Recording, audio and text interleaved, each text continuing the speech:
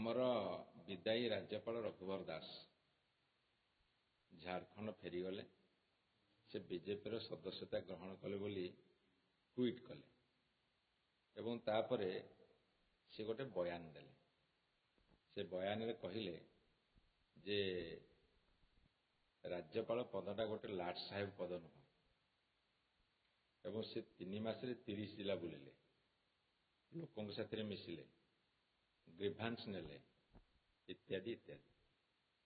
ତାକୁ ନେଇକି ଆମେ କହିଲୁ ଯେ ସିଏ ଓଡ଼ିଶାରେ ରାଜ୍ୟପାଳ ନଥିଲେ, ସେ ବିଜେପିର ପଲିଟିକାଲ ଏଜେଣ୍ଟ ଥିଲେ ଏବଂ ରାଜଭବନକୁ ସେ ବିଜେପିର ପାର୍ଟି ଅଫିସ ବା କାର୍ଯ୍ୟାଳୟ ଭାବରେ ପରିଣତ କରିଥିଲେ। ବିଜେପି ବାଲା ଉତ୍ତର ଦେଲେ ଯେ ସେ ଲୋକପ୍ରିୟ ରାଜ୍ୟପାଳ ଥିଲେ, ଲୋକଙ୍କର ରାଜ୍ୟପାଳ ଥିଲେ, ଗାଁ ଗାଁ ବୁଲୁଥିଲେ, ଏମିତି କେତେ କ'ଣ କଥା କହିଲେ। ବର୍ତ୍ତମାନ ବୟାନବାଜି ଚାଲିଛି, ଓଡ଼ିଶାର ରାଜନୀତିକ ସରଗରମ କରୁଛି। ମୋର ଏଇଠି କେତୋଟି ମୌଳିକ ପ୍ରଶ୍ନ। ଗୋଟେ କଥା ହେଉଛି ଯେ କାହାର ପୁଅ ଯେତେବେଳେ ଗୋଟେ କ୍ରାଇମ କରେ ସେତେବେଳେ ତାକୁ ପନିଶମେଣ୍ଟ ହୁଏନି। ଯେମିତି କଥାରେ ଅଛି, ପଣ୍ଡିତ ପୁଅ ମାଙ୍କଡ଼ ମାରିଲେ ଦୋଷ ନାହିଁ। ସିଏ ଓଡ଼ିଶାର ତାଙ୍କ ଅଫିସରେ ଚାକିରି କରୁଥିବା ଜଣେ ବ୍ୟକ୍ତିଙ୍କୁ ତାଙ୍କ ପୁଅ ମାଡ଼ ମାରିଲା, ଜୋତା ଚଟେଇଲା, ଅକଥନୀୟ ନିର୍ଯାତନା ଦେଲା। ସିଏ ଗଣମାଧ୍ୟମ ଆଗରେ କହିଲେ, ପୋଲିସରେ ଏଫଆଇଆର ଦେଲେ, କୌଣସି କାର୍ଯ୍ୟାନୁଷ୍ଠାନ ନିଆଗଲା ନାହିଁ। ଏଇଟା ଲୋକଙ୍କର ରାଜ୍ୟପାଳଙ୍କର ପୁଅ ନା ଲାଟ ସାହେବଙ୍କର ପୁଅ? ସେ ଉତ୍ତରଟା ସେ ରଖିବେ। ଏବଂ ସାରା ଓଡ଼ିଶା ବୁଲିଲେ 3 ମାସ ଭିତରେ, ବହୁତ ଗ୍ରିଭାନ୍ସ ଆଣିଲେ, ଲୋକଙ୍କ ସାଥିରେ ଯାଇକି ମିଶିଲେ। ହେଲା ଆମ ସରକାର ଥିଲା, ତାଙ୍କ ଗ୍ରିଭାନ୍ସ ସହିତ ଶୁଣି ନଥିବେ। ମୁଁ ତ ପ୍ରଥମରୁ କହିଛି ଯେ ରାଜ୍ୟପାଳ ଗାଣ୍ଡୁଏ ମାଟି ପକାଇବାର କ୍ଷମତା ନାହିଁ। ରାଜ୍ୟ ସରକାର କରନ୍ତି, ମୁଖ୍ୟମନ୍ତ୍ରୀ ମନ୍ତ୍ରୀ ସରକାର କରିବେ, ରାଜ୍ୟପାଳଙ୍କ ସେ କ୍ଷମତା ନାହିଁ ଆର୍ଥିକ ନିଷ୍ପତ୍ତି ନେବାର, କାହାକୁ ଅନୁଦାନ ଦେବାର। ହେଲା ସେ ଗ୍ରିଭାନ୍ସ ଆଣିଲେ, ଭଲ, ଲୋକଙ୍କ ପାଖକୁ ଗଲେ, କିଛି ଅସୁବିଧା ନାହିଁ। ଲୋକଙ୍କ ପାଖକୁ ଯାଇଥିଲେ ଗ୍ରିଭାନ୍ସ ଆଣିବାକୁ ନା ବିଜେପିର ସ୍ଥିତି ଜାଣିବାକୁ ନା ବିଜେଡିକୁ ବଦନାମ କରିବାକୁ? ଜଣେ ରାଜ୍ୟର ଗଭର୍ଣ୍ଣର ହିସାବରେ ସେହି ସରକାର, ଯେଉଁ ସରକାର ଥାଏ ତା ବିରୁଦ୍ଧରେ ବୟାନ ଦେବାକୁ, ଏଇଟା ଭାରତବର୍ଷ ଇତିହାସରେ କୋଉଠି ହେଇନଥିଲା। ଏବଂ ଆଣିଲେ, ଗ୍ରିଭାନ୍ସ ଆଣିଲେ, ତାଙ୍କ ସରକାର ଆସିଲା।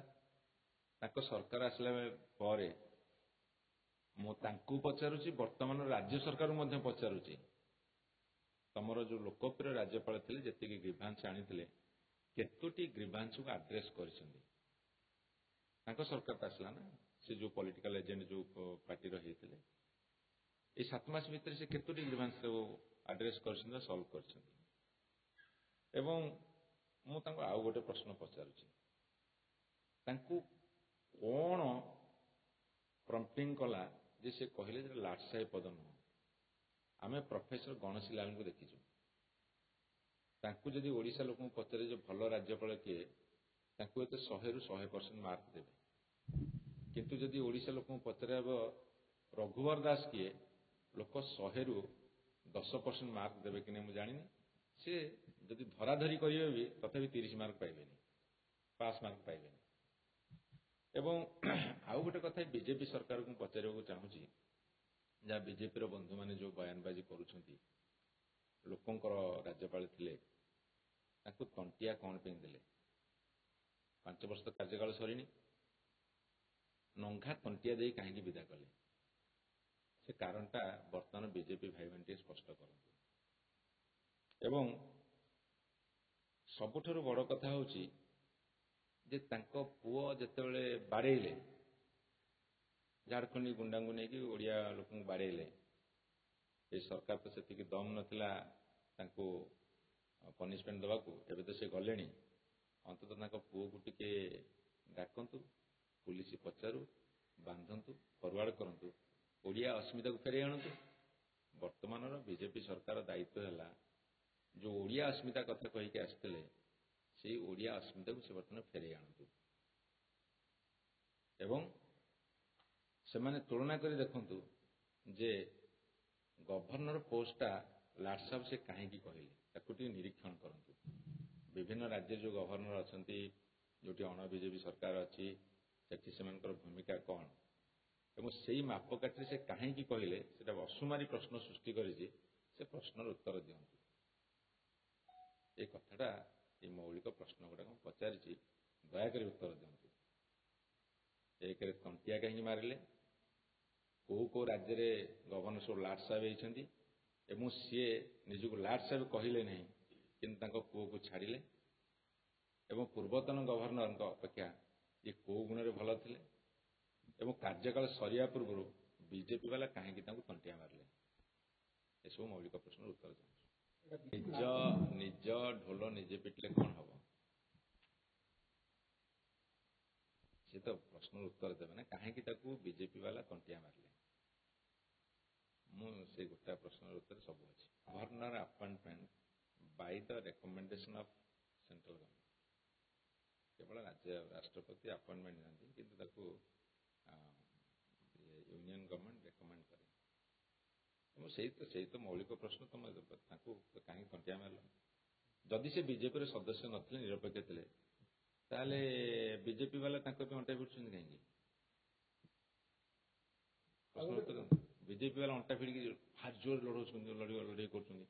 ଗୋଟେ ପଟେ ପାଟିରେ ବିସ୍କୁଟ, ପଛପଟେ ନାଥ, ଆର ପଟେ ଅଣ୍ଟା ଭିଡୁଛନ୍ତି କାହିଁକି ଯଦି ସେ ନିରପେକ୍ଷ ଥିଲେ? ସୂତା କ୍ଷୀର ସଳଖି ପାରିବେନି, ଗ୍ରିଭାନ୍ସ ନେବେ।